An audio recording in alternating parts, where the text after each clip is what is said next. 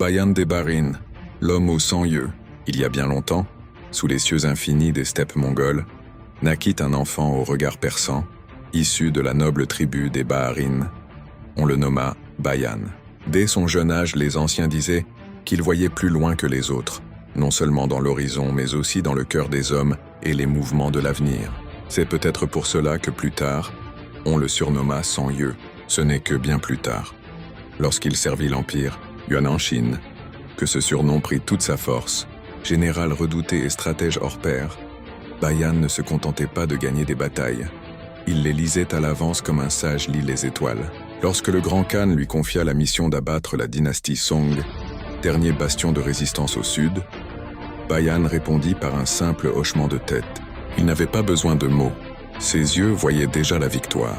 La campagne fut longue, les montagnes du sud escarpées, les rivières traîtresses, les forteresses Song imprenables. Mais rien n'échappa au regard du général. Il trouvait les failles là où personne n'en voyait. Il connaissait les chemins oubliés, les faiblesses humaines et savait quand frapper.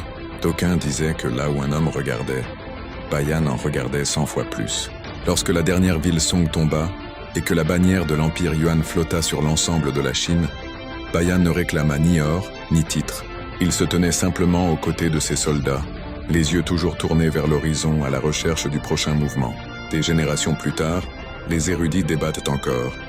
100 yeux, était-il une mauvaise traduction? Une légende inventée par ses ennemis? Ou la vérité, trop immense pour être comprise? Peu importe. Bayan des Baharines avait vu ce que peu d'hommes voyaient. L'unité d'un empire et le chemin pour l'atteindre.